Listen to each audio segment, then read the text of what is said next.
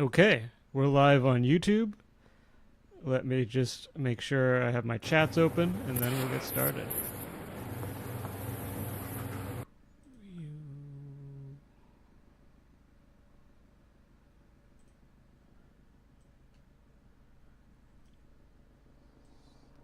Okay, perfect.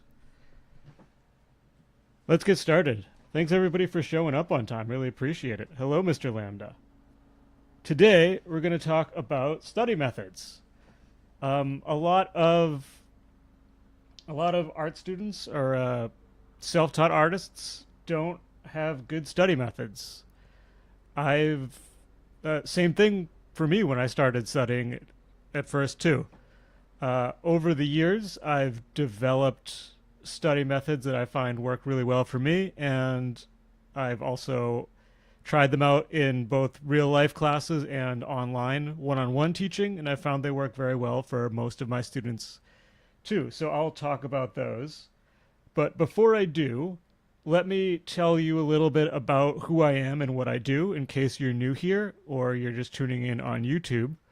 I teach drawing fundamentals both in real life and online. And I do these weekly classes because this is as close as I can get to a classroom experience on the internet for free. So these are one-offs, unlike a real life class or mentorship where they build on the concepts from previous lessons build on each other. But as one-offs, anybody can join any lesson without having seen any of the previous ones and be able to get just as much out of it as if you've been going every week. The difference between this and just watching a regular YouTube video is the fact that I want this to be more of a conversation. The fact that it's live and I have time to flesh out my thoughts, to hear your thoughts, and to have a back and forth. Because teaching is most effective when it's a conversation where I learn your experiences and learn about how you think about these problems so that I can present the information in a way that is going to be most relevant to you, as opposed to the one-sided presentation of a YouTube video or a course that's just video recordings, where it's just information going one way and hopefully you understand it. So this way we can have back and forth. If you're confused about something or if you have your thoughts on something, please feel free to speak up or type it in the chat. In real life classes, I can see people's faces, so I have social cues when to stop talking and when to listen to other people, or when people aren't getting something and I need to flesh out my concepts more or put things into other words. Online, I don't have that feedback, so if you have something to say, just go ahead and interrupt me. Don't worry about being rude. It's just kind of how it works online. Or just type it in the chat and I'll read it out loud if you're on YouTube or you're in Discord but you don't want to be on the mic. With that being said, let's get to today's lecture on study methods. But before I do, I want to hear from you guys. What methods of drawing study have you used and how have they worked for you?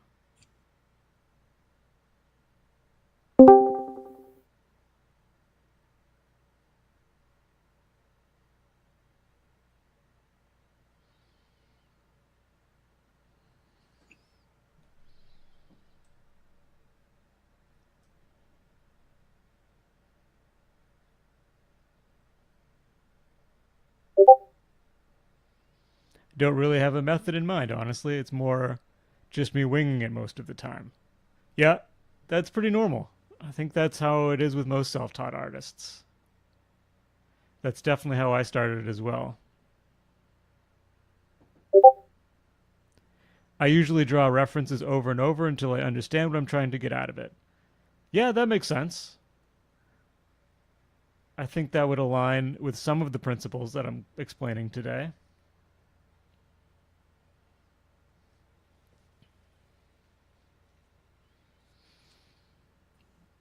I tried studying the fundamentals but got stuck on ellipses for a bit.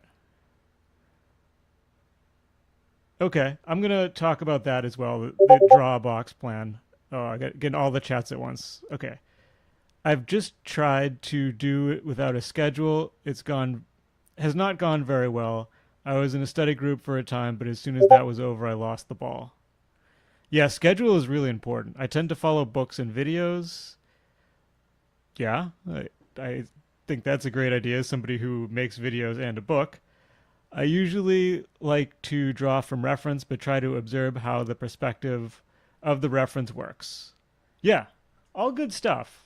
Except for working without a schedule and losing track of things. That's obviously not ideal. So I'm going to talk about.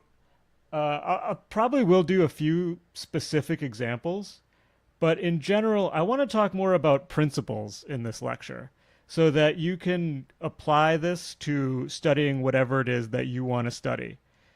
And you know what to look for when you're looking at books or YouTube videos if they're going to be good for study.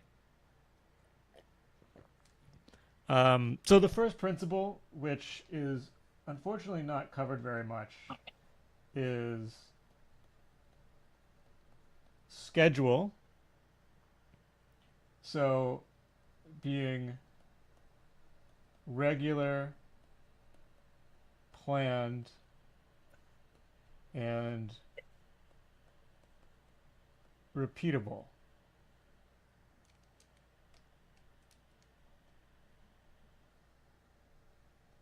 So this would be basically treat your study like a job. I'll write that down.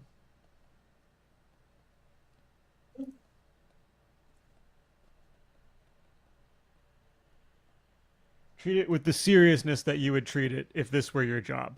So when it, especially if you want to become a pro, because you're learning to do art as a job when you're studying to become a pro. So if you are a pro, you have to treat art like a job, or you won't make it. Probably, unless you're really talented. But don't plan on being exceptional. It's not a good strategy. It's not going to work for most people. So what I mean by regular is that you can plan it repeatedly. I guess regular and repeatable are kind of repetitive, ironically. Um, but you have a plan that you can do over and over and over again, which reduces decision fatigue. Once you've found a good plan that works for your life and your schedule, you can keep doing it, and then you don't have to decide, oh, when am I going to study this week? What am I going to study? How am I going to fit this in? If you have a regular plan, you don't have to think about that. It's Tuesday afternoon, which is when I do my study, which is when I do this study, and that time rolls around and you're ready to go. You know what to do. Planned is that it's not just you plan the time. That's an important part. So it's not just I'm going to study these things at some point. I'm going to study this thing at Tuesday at 4 o'clock, which makes it a lot more likely that you're going to follow through. If you say I'm going to do this later, it's very easy to just push that later back and back and back. And then it's like, oh yeah, I never did that. If you said you were going to do it at a certain time, you either do it at that certain time and you're successful, or you don't and you failed. So you're going to want to be successful. That's how most people work. Um, so planning when, but also planning what. So having a plan for at 4 o'clock, at Tuesday at 4 o'clock. I think that's the time I said. Tuesday at 4 o'clock. I am going to study XYZ. And that also reduces the decision fatigue. Then when Tuesday rolls around, you don't spend a bunch of time looking for references or other kinds of things that are procrastination, but don't feel like they feel productive, but they're procrastination. So you fall down a rabbit hole of deciding what to study, looking at books, looking at references, and then next thing you know, the time is up and you've barely done any studying. Know what you're going to study at that time and be ready. Have your references ready, have your study material, have your art materials ready to go. So then if you do this every week, you're a well-oiled study machine. You're probably going to make very consistent progress if you follow the other principles. But before I go into more principles, or as I'm writing the next principle, I do want to hear your guys' opinion if anybody has tried studying with a schedule and had success, or if you don't, what do you think about this plan?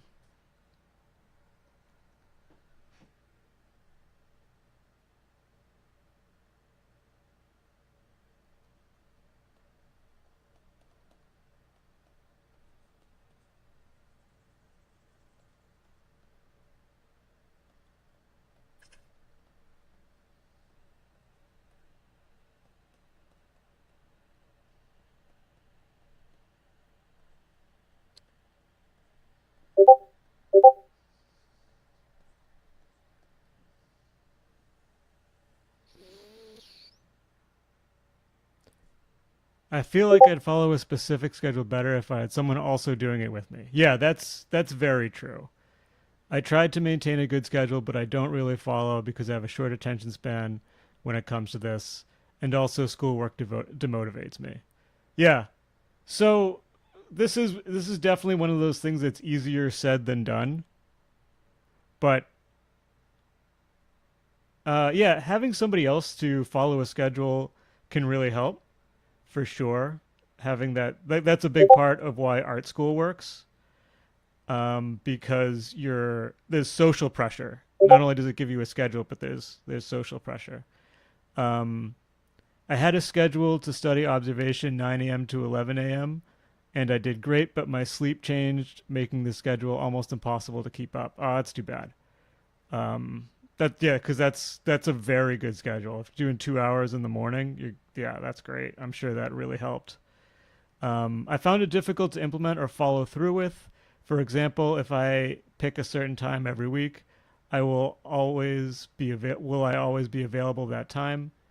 Maybe I'm over at family, etc. Yeah, and this does kind of rely on having a pretty regular schedule in other aspects of your life, um, which I know is not something that everybody can do. So yeah, I like ideally try your best to keep it as regular and repeatable as possible. But if other things in your life aren't as regular and repeatable, then you might have to be less regular and repeatable with your schedule if those are things that you don't have control over. Yeah, question: my job has inconsistent scheduling on its own. How can I go about scheduling time around that? I think it just takes more planning to do that. So when you get your work schedule, or if you know the family things are going to be in advance, then you can set up the your schedule for that week. Not so it wouldn't be as repeatable, but you'll have the other things. It'll be planned and regular, maybe a little less regular. I think having a basic routine works better for me than set times. As in, after breakfast, I study for an hour, the next 2 pages of my anatomy book. Also, not beating myself up for missing. Yeah, um, that makes a lot of sense. It's not exactly the same as a schedule, but it still has that regular and repeatable aspect to it. And not beating yourself up is an important point. That's something I wanted to get to as well. Because if you say you're going to, like, you have to miss one of your scheduled things for a family situation, or like a shift comes up at work, then like those things are going to happen in life. They happen to everybody. The important thing is that that's not like going to derail your entire schedule. So even if you miss an entire week, you have like your schedule planned for the week, and then a whole bunch of random life bullshit happens and you can't get to it. That's not a failure of you to schedule, that's just normal life. So if that happens, the best thing you can do is just pick up where you left off when you do have the time again. Or if say you had three study sessions scheduled for that week, and one of them you can't do because of a family commitment or like a friend's birthday or whatever. Do the other two, and then next week go back to the three. So sticking with it. So let's get into what to do during your study sessions. I'm going to borrow a principle from exercise science, the SAID principle, specific adaptation to imposed demand. So what that means in exercise science is that your body gets better at the things you repeatedly do with it. If you want to lift weights, then or if you want to get better at lifting weights, you lift weights. If you want to get better at jumping high, you jump or you do explosive movements with your legs. The same I found is true with art. You get better at what you repeatedly do. So this is our guiding principle when it comes to study. I want what I'm trying to get at with this lesson is instead of giving you specifics, I want to give you principles to so you can make your own decisions as what to study. Because a lot of the problems I see with self-taught artists is not being able to construct your own study plans with logical principles. Um, Instead, people jump around to a bunch of different things. Like some influencer does something in a video that looks cool, so they do that, or they go from one course to another. Um, Instead of having a more cohesive plan. And yeah, it's hard to have that cohesive plan when you don't really know what you're doing yet, so it's understandable. But I that's partly why I'm doing this lecture, so you have a better idea of how to make a cohesive plan, but also um, at least attempting to make a cohesive plan will lead you closer to that cohesive plan than just jumping around to random things and hoping for the best. Um, so instead of doing your 250 box challenge or that thing that where you do a certain amount of gesture every day because somebody on a Discord told you, um, try to think. Not that those are bad things; those will probably both help you, but try to think about having a logical plan instead.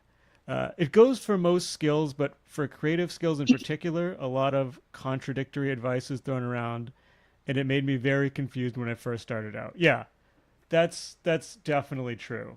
So hopefully, having this more logical plan will help you weed through the contradictory advice, because people aren't giving you contradictory advice maliciously. Hopefully, it's because people have different art influencers had different ways that they learned, and they apply that going forward to other people.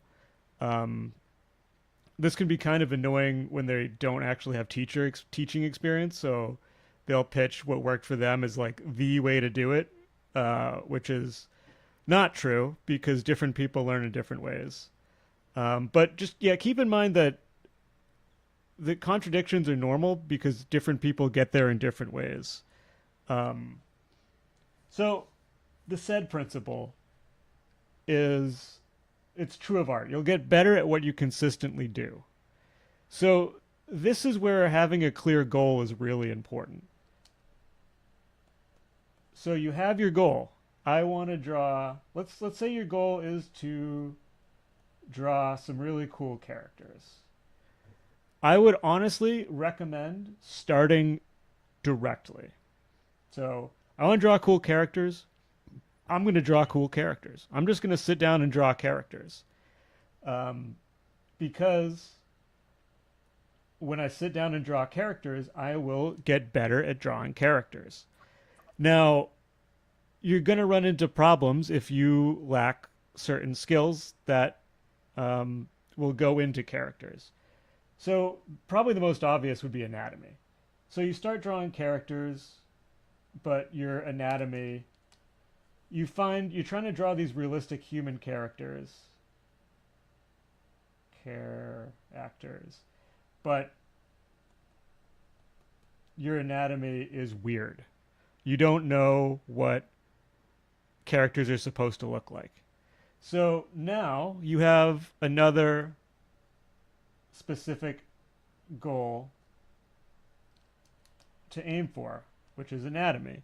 So this is where your studies come in. So study bones and muscles.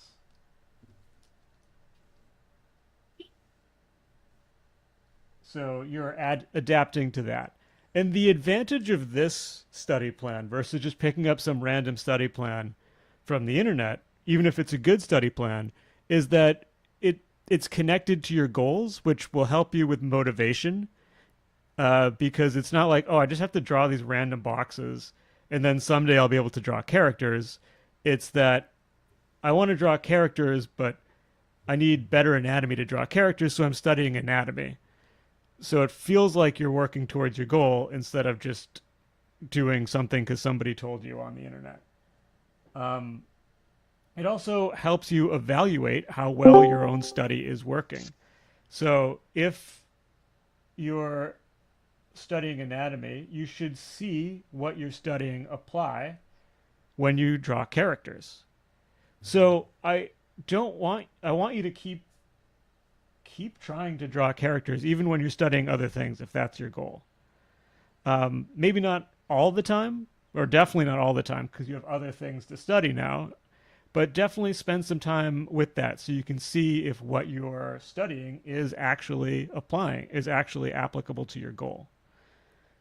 Because one thing about the SAID principle is that you're going to get better at what you do repeatedly. So that doesn't mean that if you just draw characters, you'll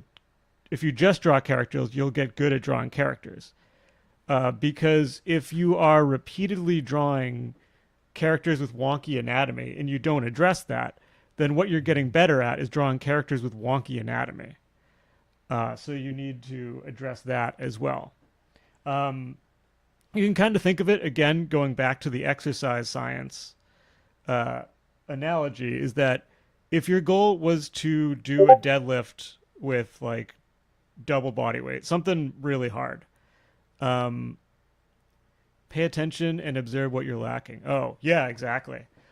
So if your goal is to go to the gym and to lift this really heavy deadlift, and you just walk up to the deadlift with all the weight on it, having never trained, and try to lift it, you're probably not going to move the bar, or you're not going to do very much with it. And you're not going to build very much strength by failing over and over and over again. Instead, you start with less weight, or maybe even just the bar.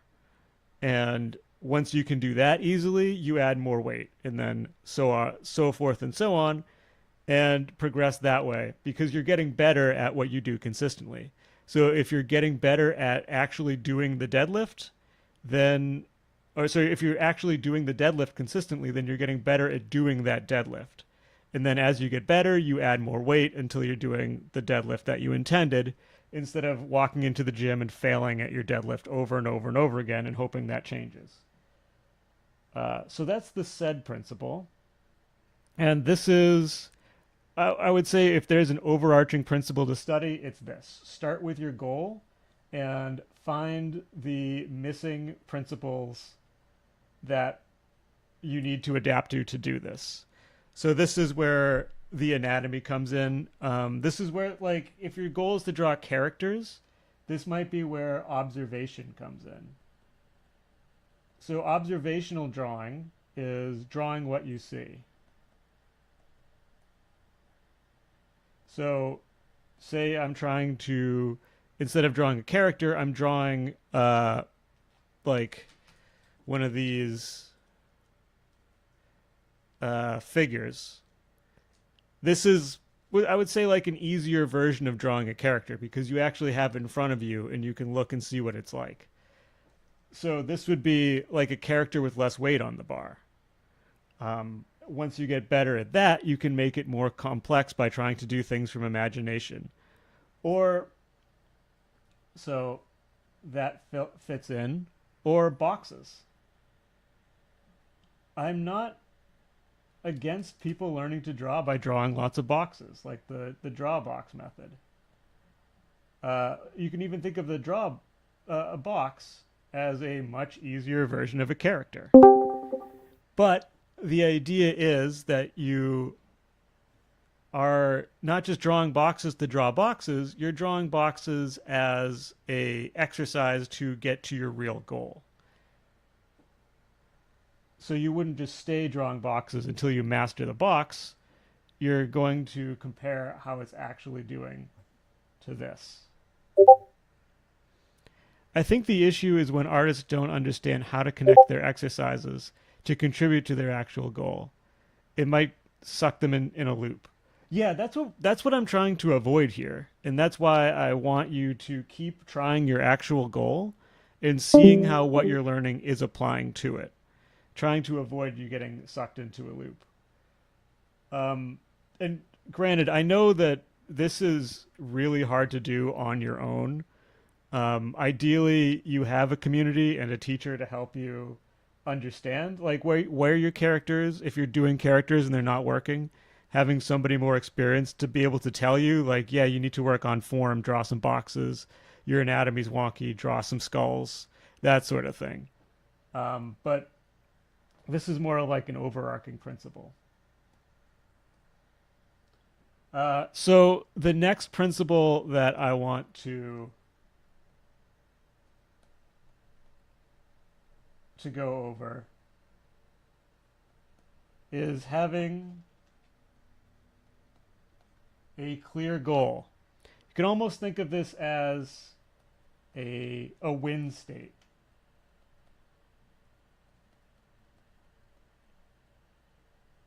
So, are you successful? Is your study successful? If not, why? This is so important for your studies, because this allows you to make your studies better as you go. So if your study is not a success and you know why, you know what to improve the next time you study. And repeating that process until your study gets better and better and better. Very much the SAID principle here. You learn to make less mistakes, to see more clearly, to communicate form better. Whatever it is that you're trying to do, you know whether you did it or not, and you know why you didn't. So going back to the weightlifting principle, if you walked into the gym and you tried to lift that bar, did you lift the bar all the way? If yes, then that's a success. That's something to build on. If no, then you need to figure out why. Was your form bad? Or do you have too much weight on the bar? That sort of thing. So I do the way that this goes wrong that I see is people posting studies on forums like this one or like Reddit, and it's just this kind of like wonky figure looking thing, and it's like, is this good? Or it's a character, is this good? How can I improve? It's really hard to give critique on that because I don't know what your standard is. Is this good as in, do I enjoy looking at it? Is this good as in, is that communicating form clearly? Is this good as in, is it realistic? Is it realistic compared to what? So that's what you want to avoid. You want to have a way of looking at your own work and saying, is this good or not? So really simple way to do this is just having reference. So this is, again, where observation is great. So you draw an object, you have your drawing, you have the object. Does your drawing look like the object? If not, where are you going wrong? So as a beginner, you might not be able to answer where you're going wrong. At least maybe not in the way that you can write it out loud. But at least if you go to a forum, then you have something to ask. Instead of, is this good? Does this look like my reference? Here's a picture of my reference. And then somebody can help you very directly. Like they can give you a draw over, they can point out what you missed, and then you can do better the next time. Even without that external feedback, just that conscious comparison where you're like, does this look like it? Kind of, but it's a little bit wrong here. Or maybe this part looks weird. The next time you apply it, even if you're not consciously sure what to do differently, you still learned, even if it's unconscious what didn't work. Or where you got things right, you learned what did work. So you repeat those and you do the less of the other, less mistakes, more doing things that work. Um,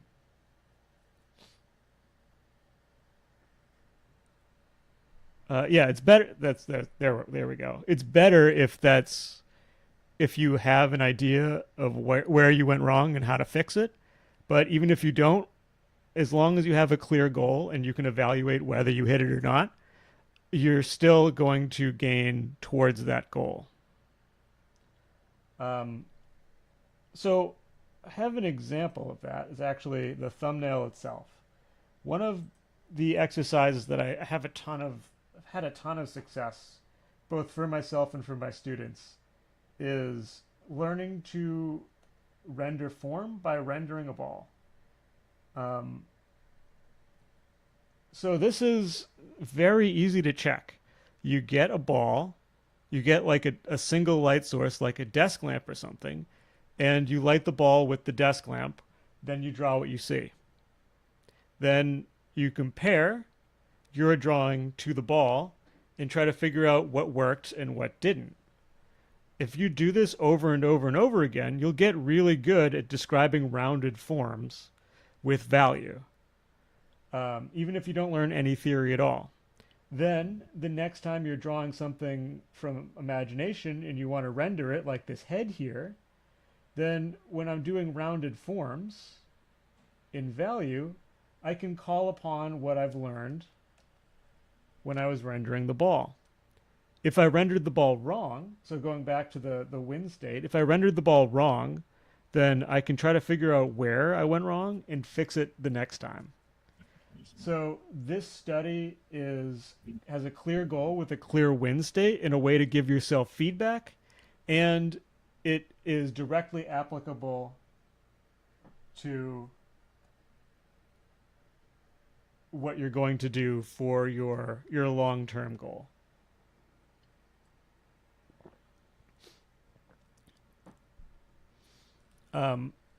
But I didn't mention theory at all because this works without theory. But if you understand theory, if you learn some theory about value and about light, then you can apply that to this study as well.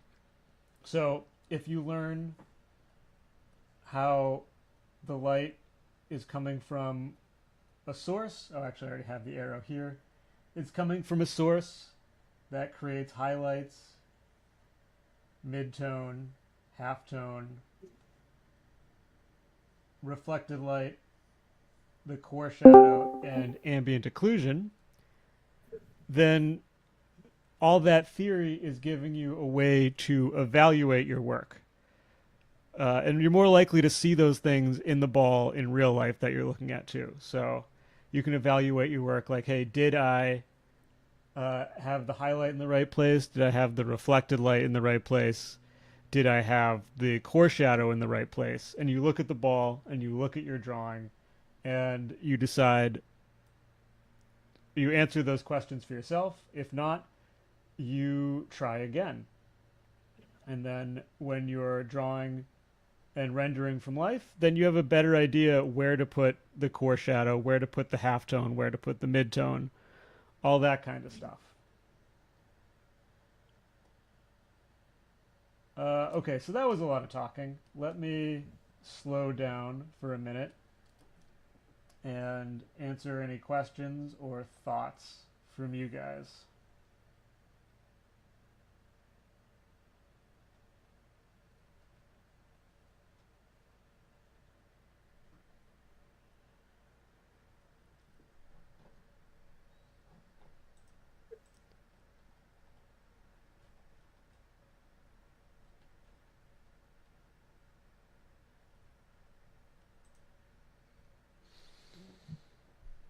Is there a particular art exercise you think is most misunderstood?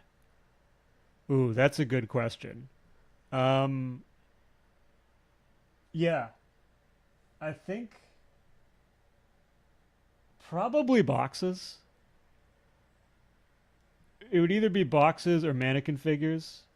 Um, I think the problem that I see uh, way too often with boxes is people just draw boxes without checking them or without learning any perspective and wonder why their boxes aren't working. It's especially frustrating because it's not like Drawbox. This isn't a fault of Drawbox. Drawbox is actually very clear on how to check your own work and how to apply the perspective. But people just don't read it, I guess, because it's all there. So people just draw wonky boxes over and over again. It's actually kind of hard for me to draw wonky boxes on purpose because I've internalized how they're supposed to look. But people just draw these wonky boxes, or they see an arrangement of boxes. So there's that one where there's like an X and they're rotating more and more in space. And people just try to copy this without understanding how it's supposed to work. And when you do that, all you learn is just superficial ideas like this box from this angle looks like this because I saw it and it looked good in an image and I practiced it until I got it right. If I want to rotate it slightly differently, I have to either remember what that box looks like or I'm just guessing. Whereas if you've learned perspective, then you understand how the faces shift when you rotate a box. And you understand how to check your work in perspective to make sure it's right. I'm not going to get deep into this because this isn't the point of this lecture, but I think it's a good example. Which is a good point to make sure you're tying in theory. So for boxes,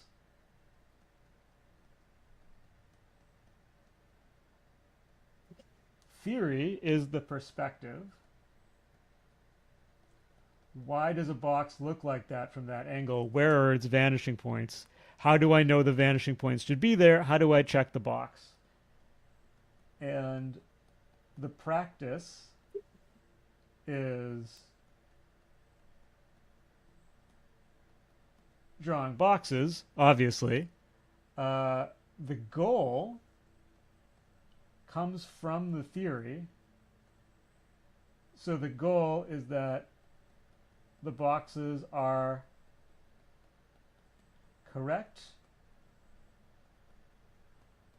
in perspective. So if your boxes are not correct in perspective, then you should be trying to figure out why your boxes aren't correct in perspective. If you don't know the answer to that, then you need to go back to this perspective theory. That will tell you how to check your own work. Like I said, Drawbox has that. My book that you can download with the link in the description that has how to check boxes. That has the perspective theory for why boxes look the way they do. So make sure that you're applying all of this stuff. And let's not forget the application. So how do boxes relate to your goal of drawing characters? If you're just drawing boxes without understanding why they look like that, unless your character is made of boxes, this really isn't going to help you very much. If you're learning perspective from drawing boxes, now you're getting somewhere that you can apply this to your character. So if I want to have my character looking up and it's really hard, it's just a hard angle, what if I put a box in there? And then when I draw my character, I can understand them in perspective. And it's not just because I know how to draw a box, it's also because I learned what things look like from this perspective, starting simple with boxes, and then I can build complexity onto that. Okay. How long do you recommend someone spend on observation on any given drawing? Okay, so if you're drawing from life, the entire process involves observation. It's not that you observe your thing and then, like, I have a thing on my desk, I look at it, so stare at it for a certain amount of time, and then I stop looking at it and I draw it. I'm constantly looking back between my drawing and my subject because I'm constantly looking for new information and I'm constantly checking that the information I've put on the page is correct. If you go to a life drawing session and you just watch people draw, you're going to see people look down, make some lines, look up, look down, make some lines, look up. Hopefully that answers the question. Is it better to spend hours trying to get something just right with micro adjustments, or is it better to be moderate and do it like a few times in a given session? That's a good question. I wouldn't say either is uniformly better than the other. I would say that it depends on what your goal is for the session and how perfect we're talking about, because there's no perfect, but you can get to a point of diminishing returns where it's not, you can keep working at it, it's not really getting any better. If your goal is to produce finished work, or if you want to practice producing finished work, then that's a good way to do it. You take your studies to a high level of finish.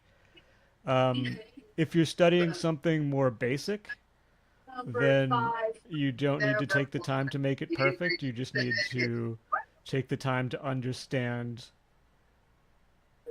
the concept that you're practicing. Whether or not the exercise is perfect doesn't really matter. Or if you're like learning specifics about a thing. To keep it going. Okay, so Number 3. The next principle, which we've already kind of covered, is that your study is applicable. That is going back to the SAID principle, that you know exactly how this study is going to lead to you improving your goal. So this, I'm going back to this because this does tie into the win state. So your win state should be, I shouldn't say should be, but oftentimes you want your win state to tie in to your goal. So the example of boxes, your win state is that you have a better understanding of perspective, not just specifically boxes, but perspective in general. And the application here is pretty obvious, is that when you're drawing characters, you're better able to understand their forms in three-dimensional space because of the perspective skills that you've built. Yeah, someone's microphone is bleeding onto Discord. You're right. Seems like that has been solved. Okay. So, yeah, I think that's everything I wanted to cover today as far as designing study sessions. Why don't I try to do a real quick recap? So, our principle is to improve our skills towards our goal. This is the direction that everything should be focused on. Start with what you want to do and even attempt it. Dive in. Doesn't matter if you don't know how to do it yet or not. Just try to figure it out. Then, from there, we figure out our weaknesses. And we can call these, let's call it, instead of weaknesses, that's kind of negative, let's call it component skills. So the component skills of our goal. So let's just say anatomy,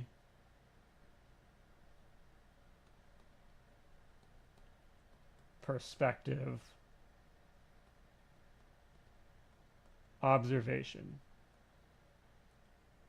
Then, from there, we'll move on to study for that thing, and that study needs to be applicable,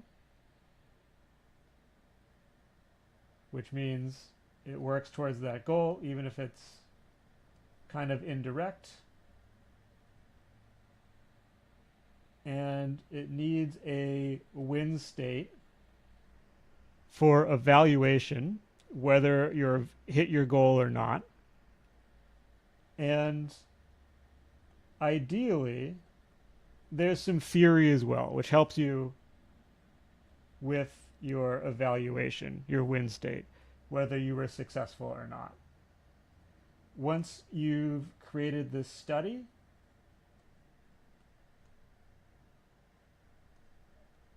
then that study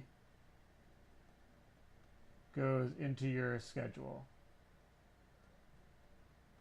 at Tuesday at 4 p.m.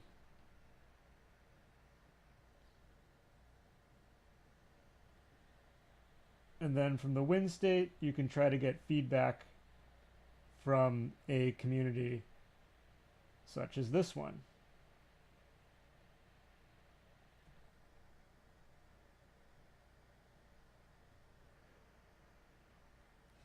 So I realize that most of the theory, or most of the studies I've talked about, have been more theory based, like observation, like light. Let's go into real quick to subject based study. So anatomy. From anatomy, let's say the skull is my subject. So here, first of all, those observation skills, they're going to come into this study as well, because you need to look at the skull. So here, you're going to have a skull or a 3D model of a skull, and you're going to draw it until you learn it. So the win state is when your drawing looks like a skull. How do you know if your drawing looks like a skull? Well, you have a skull, you can see what it looks like, and you have your drawing, and you compare them. You can do this from imagination as well. So you draw a skull from imagination, you compare it to the skull, your model of the skull, and you evaluate there. So that skull, your knowledge of the skull, it's applicable to anatomy, to your character goal. You have a win state, you have feedback. Theory, you can look up information about the skull. You can see how other artists break it down. But avoid looking for shortcuts. Like, the Loomis method is great if you're also studying real skulls. If you use it as a substitute to study real skulls, it doesn't work as well. So the win state is a real skull. The theory can help you evaluate whether your skull looks real or not. Like the Loomis method, you have lines, so that if you have lines where things should be, so nose, mouth, that sort of thing. So if you draw your skull and it looks weird, but you're not sure why, then you can use the Loomis method as theory. So I have this line, have this line. Oh, my eye socket's too high. It's not parallel to these other lines, so that's why it doesn't work. So stuff like that. Um, yeah, I think that's everything that I wanted to cover. So I do have a hard out before 11 because I have another student coming in. But before I do that, I'd love to get your thoughts and feelings about this or any questions. Specifically, if there's anything you're going to do differently after this lecture, or what kind of material you look for to help you with this study.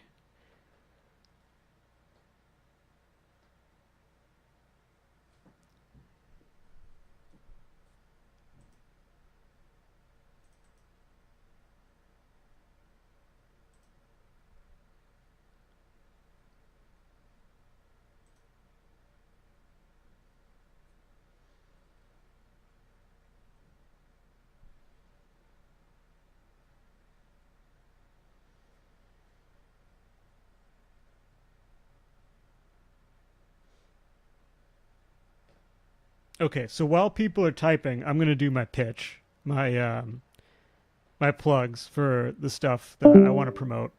So we do these lectures every week. For now, they're Wednesday. I think next week I might have to shift them to Tuesday. I'll keep you updated on that on the Discord. Um, I'll probably be working on getting more feedback, determining when I've got it and when it's time to move on is the hardest for me. Yeah, that's true. For future lectures, are you going to provide any assignments or not really? Uh, no, not for these lectures because they're one-offs. So that wouldn't that wouldn't work for anybody who is coming into the first time. But I do have lots of stuff you can use as assignments in the resources I'm going to plug.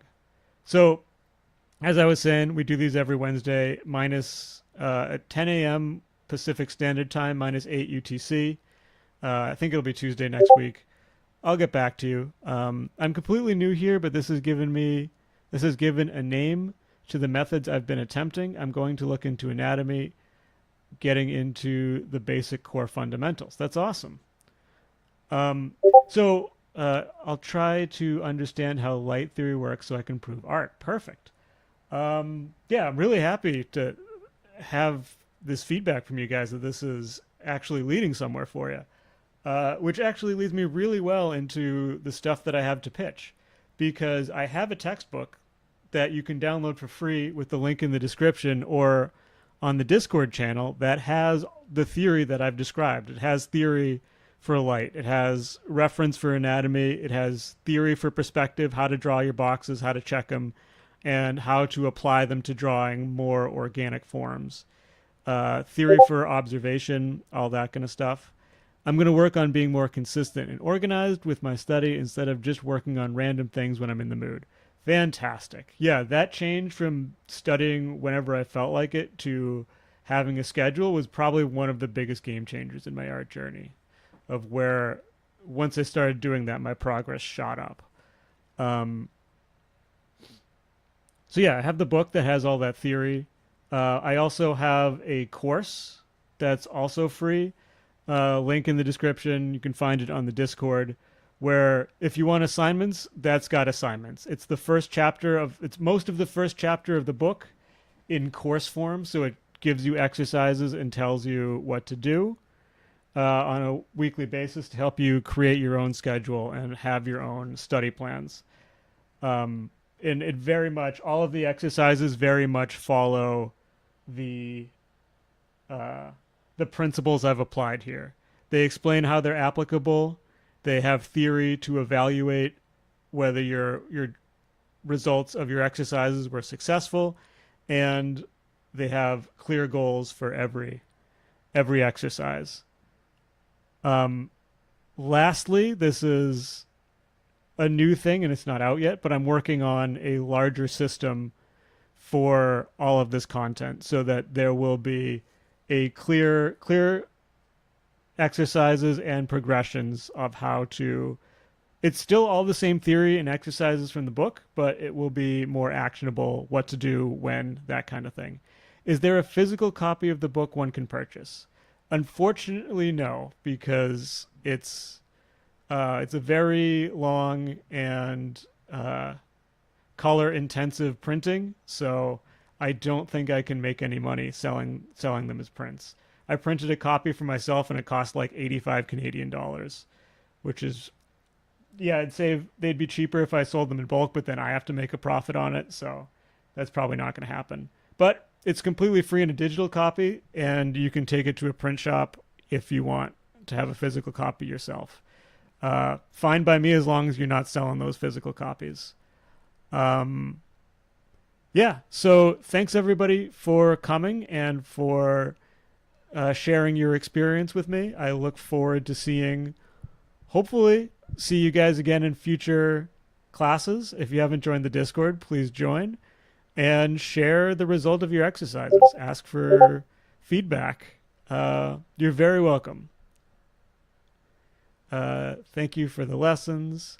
Let the flow charts explained. Very actionable. I'm excited to try. Fantastic. Very happy with the support from you guys and that I'm actually helping. And you're welcome for the textbook. Well, and thank you for teaching. Yeah. My pleasure. All right. Bye, everybody.